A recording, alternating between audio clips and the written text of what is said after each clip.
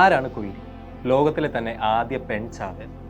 അധികം ആർക്കും പരിചിതമല്ല ആ പേര്, അല്ലെ?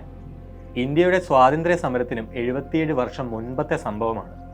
ഈ കഥ തുടങ്ങുന്നത് 1780-ലാണ് തമിഴ്നാട്ടിലെ ശിവഗംഗ. ശിവഗംഗ കോട്ടയിലെ രാജരാജേശ്വരി അമ്മൻ ക്ഷേത്രം ബ്രിട്ടീഷ് അധീനതയിലായിരുന്നു. കോട്ടയ്ക്കുള്ളിലേക്കുള്ള പ്രവേശനം നിരോധിച്ചിരുന്നു.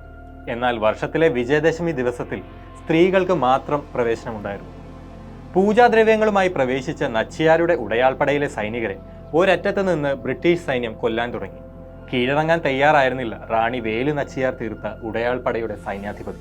ശിവഗംഗ കോട്ടയെ ശവക്കോട്ടയാക്കുമെന്ന റാണിയുടെ ശപഥം നിറവേറ്റാൻ കുയിലി ചെയ്തത് എന്താണെന്നറിയാമോ? കോട്ടയ്ക്കുള്ളിൽ പടക്കോപ്പുകളും വെടിമരുന്നും സൂക്ഷിച്ചിരുന്ന ആയുധപുര തകർക്കണം. അതിനായി വിളക്കിൽ ഒഴിക്കാൻ കൊണ്ടുവന്ന നെയ്യും എണ്ണയും ദേഹത്തൊഴിക്കാൻ പെൺപോരാളികളോട് സൈന്യാധിപതി ആവശ്യപ്പെട്ടു. നെയ്യിൽ കുളിച്ച കുയിലി ആയുധപുരയിലേക്ക് പാഞ്ഞു കയറി സ്വയം തീ കൊളുത്തി. തൽക്ഷണം ആയുധപുര കത്തിച്ചാമ്പലായി. അതിൽ കുയിലി വെന്തു മരിച്ചു. ചരിത്രത്തിലെ തന്നെ ആദ്യ ചാവേർ ആക്രമണമാണ് ഇതെന്ന് തെളിയിക്കുന്ന പല ഹിസ്റ്റോറിക് എവിഡൻസസും ഉണ്ട്. കുയിലിയുടെ ജീവത്യാഗത്തിന് ശേഷം റാണിയും സൈന്യവും കോട്ട പിടിച്ചെടുത്തു. ആസാദി കാ അമൃത് മഹോത്സവത്തിന്റെ ഭാഗമായി കേന്ദ്ര സർക്കാർ പ്രസിദ്ധീകരിച്ച ഇന്ത്യൻ സ്വാതന്ത്ര്യ സമരത്തിലെ വാഴ്ത്തപ്പെടാതെ പോയ പോരാളികളുടെ പട്ടികയിൽ കുയിലി എന്ന പേര് വീണ്ടും ഓർക്കപ്പെട്ടു. എന്ത് വില കൊടുത്തും കോട്ട തിരിച്ചു പിടിക്കുമെന്ന കുയിലിയുടെ വാക്ക്. ഒരുപക്ഷെ ഈ സംഭവം ഒരു സിനിമയായിരുന്നെങ്കിൽ അറിയപ്പെടാതെ പോയ പെൺകരുത്തിനെ ആളുകൾ വാഴ്ത്തുമായിരുന്നില്ല.